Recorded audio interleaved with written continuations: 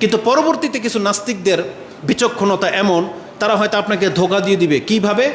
যে মুহাম্মদ সাল্লাল্লাহু আলাইহি সাল্লাম যদিও লেখাপড়া জানতেন না, কিন্তু তার বিবেক যেহেতু সবচেয়ে শার্প ছিল, সে যেহেতু উন্নত চিন্তার মানুষ ছিলেন এবং সবচেয়ে বিচক্ষণ ছিলেন, হতে পারে তিনি মেধা খাটিয়ে, যেহেতু আরবি ভাষী, তিনি মেধা খাটিয়ে বাক্যগুলো তিনি আবিষ্কার করেছেন যেটা তার জন্য সহজ।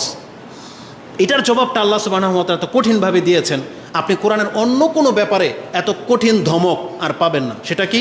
যারা হাফেজে কোরআন তারা তো ভালো করেই জানবে যে সূরা আল হাক্কার মধ্যে আল্লাহ সুবহানাহু ওয়া তাআলা বলে দিয়েছেন, সুবহানাল্লাহ, মানে বললাম এই ধমক আল্লাহ অন্য কোনো ব্যাপারে দেয়নি। সেটা কি? আল্লাহ বলেছেন তানজিলুম মির রাব্বিল আলামিন, এই কিতাব তো নাজিল হয়েছে বিশ্বজগতের পালনকর্তার পক্ষ থেকে। ওয়ালাউ তাকাওয়ালা বাদাল আকাউইল লাআখাযনা মিনহু বিল ইয়ামিন, মুহাম্মদ যদি নিজের কোনো কথাকে, একটা বাক্যকে, হারফকে আমার নাম দিয়ে চালিয়ে দিত, তাহলে আমি আল্লাহ তাকে ধরতাম আমার ডান হাত দিয়ে। কার ডান হাত? আল্লাহর ডান হাত। বলছে আল্লাহ বলছে আমি আমার ডান পাশ দিয়ে মুহাম্মদকে ধরতাম। আল্লাহ এত শক্ত ধমক কেন দিয়েছে?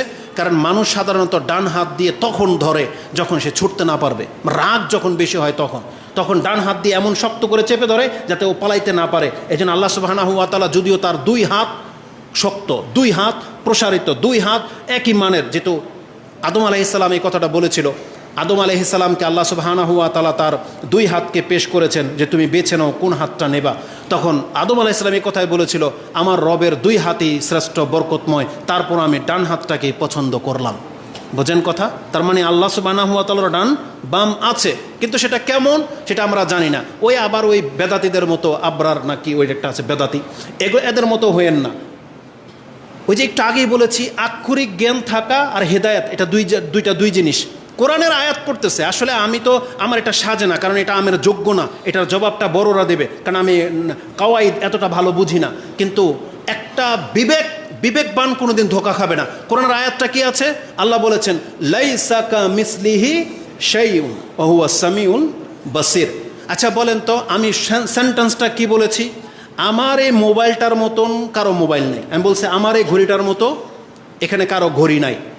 মানে কি প্রমাণ হইল? আমার ঘড়ি নাই নাকি ঘড়ি আছে? কি প্রমাণ হইল? তার মানে আমার একটা ঘড়ি আছে। আমি কি বলেছি? আমার ঘড়ি নাই। তার মানে কি? আমার ঘড়ি নাই, এটা একটা শব্দ। আর আমি আমার ঘড়ির মতো কারো ঘড়ি নেই। পার্থক্যটা বুঝছেন? আল্লাহ বলেছেন লাইসা কামিসলিহি শাই, আমার মতো আমি কোনো কিছুকে সৃষ্টি করি নাই। তার মানে আল্লাহ কি বলেছে এই কথা যে লাইসা লি শাইউন, আমার তো কিছুই নাই, এটা আল্লাহ বলেছে।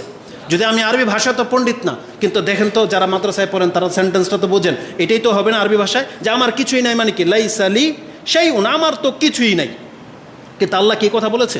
আল্লাহ বলছেন লাইসা কামিসলিহি শাই, তার মানে আমার তো কিছু আছে কিন্তু আমার মতো আমি কোনো কিছু সৃষ্টি করি নাই। তার মানে আমার হাত আছে কিন্তু আমার হাতের মতো হাত বানাই নাই। আমার ওজন চেহারা আছে, চেহারার মতো আমি কাউকে চেহারা দেই নাই। আমার গেট আপ আছে, যেমনটা আল্লাহর জন্য শান মান কুলাবে তেমনটা আল্লাহর আছে, কিন্তু আমরা জানি না। কিন্তু এই নির্বোধ বলতেছে যে আল্লাহর কিছুই নেই। বুঝেন?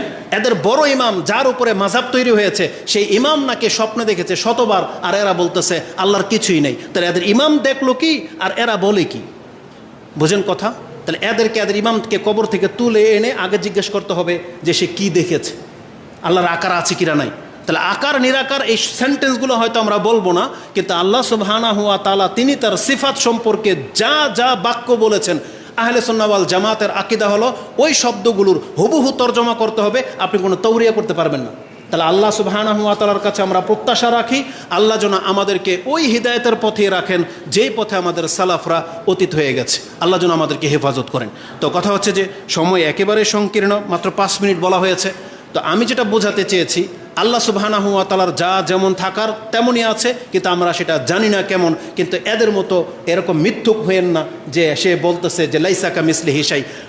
আয়াত পড়তেছে এমন আয়াত যে আয়াতে প্রমাণই হচ্ছে আল্লাহর কিছু আছে, আর এ বলতেছে যে আল্লাহর মানে কিছুই নেই। এটা ঠিক ওই আয়াতের মতো। এরা সূরা নিসার 59 নম্বর আয়াতে বলতেছে মাযহাব মানা ফরজ। দলিল কি? বলা হচ্ছে যে ওয়া আতিউল্লাহ ওয়া আতিউর রাসূল ওয়া উলিল আমরি মিনকুম। এই যে দেখেন মাযহাবের দলিল, আল্লাহ বলছে তোমাদের ইমামদেরকে মানো, কিন্তু তারপরেই কিন্তু মাযহাবকে কেটে দিয়েছেন আল্লাহ, সেদিকে আর যায় না। ফাইন তানাযাতুম ফি শাইইন ফারুদ্দুহু ইলাল্লাহি ওয়া রাসূলি, নাকি ফারুদ্দুহু ইলাল ইমামিকুম, এটা বলা হচ্ছে আল্লাহ সুবহানাহু ওয়া তাআলা। তো মাযহাবকে কেটে দেওয়া হয়েছে, এরপর আর যায় না তারা। তো আমাদের কথা হলো দুঃখ লাগে কি জানেন, এরা এত বড় বড় পণ্ডিত, মাদ্রাসায় পড়েছে, আরবিতে দক্ষণ, ওই যে কাওয়াইদের মধ্যে তারা আমাদেরকে একবারে হেয় করে দিবে, কিন্তু যখন আমাদের সালাফদের ব্যাখ্যা শুনি আর এদের ব্যাখ্যাগুলো মিলাই, তখন আল্লাহর কাছে হাজারবার শুকরিয়া আদায় করি, আলহামদুলিল্লাহ আল্লাহ আমাদেরকে এদের মতো নির্বোধ বানায় নেই। এজন্য আপনাদেরকে কথা বুঝতে হবে, কোরআন সুন্নাহর ব্যাখ্যা সঠিকটা কি সেটা জানতে হবে, আর এটা আপনি সালাফদের কাছ থেকে গ্রহণ করবেন, এটাই প্রত্যাশা করি। তাহলে আপনি যদি মেনে নেন এই কোরআন হচ্ছে আল্লাহর কালাম, তাহলে এখন আমি আপনাকে প্রশ্ন করি, আপনি কেমন মুসলিম একবার বলেন তো, যেই কিতাবটিকে আপনি দাবি করতেছেন যেটা আল্লাহর কালাম, এই কিতাবটাকে আপনি কতটা মূল্যায়ন করেন?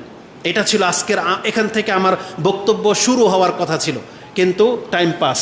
এখন আমি আপনার কাছে শুধু একটা প্রশ্ন রাখতে চাচ্ছি, আপনি যদি মেনে নিয়ে থাকেন এটা আল্লাহর কালাম, তাহলে আপনাকে বলতে হবে এই কালামের সাথে আপনি কি আচরণ করেছেন। এই কালাম দিয়ে আল্লাহ কি করতে বলেছিল আপনাকে?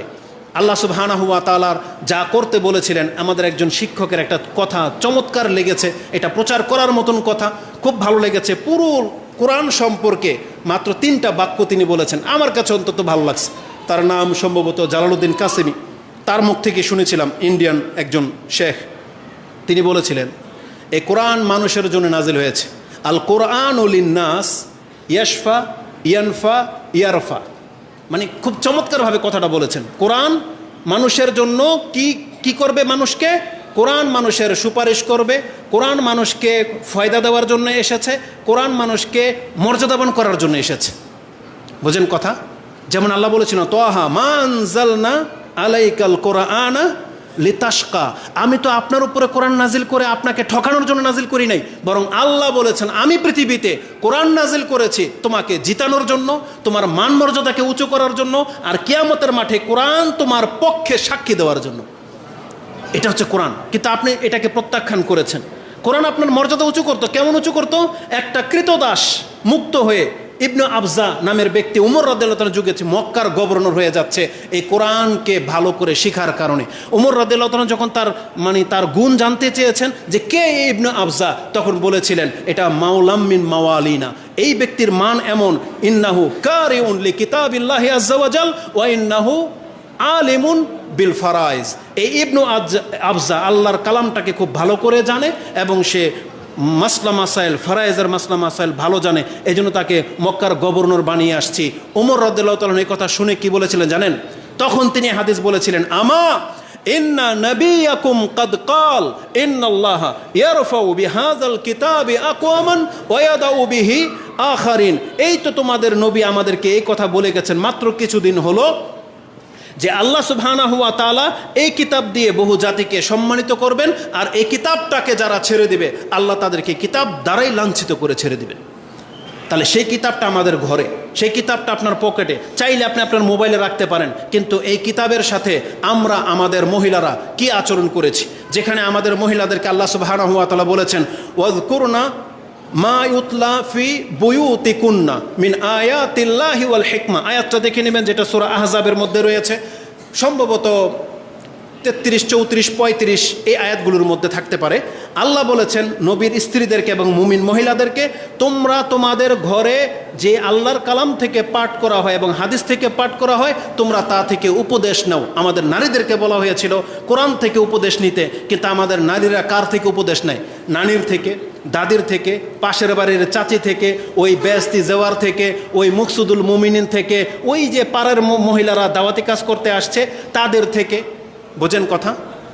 আমাদের মহিলারা উপদেশ নেয় তাদের কাছ থেকে, গণকের কাছ থেকে, তারা হাত দেখায় তাদের কাছ থেকে, ওই নাস্তিকবাদী কিছু মহিলা শাহবাগে নাচে তাদের কাছ থেকে আমাদের মা বোনরা উপদেশ নিচ্ছে।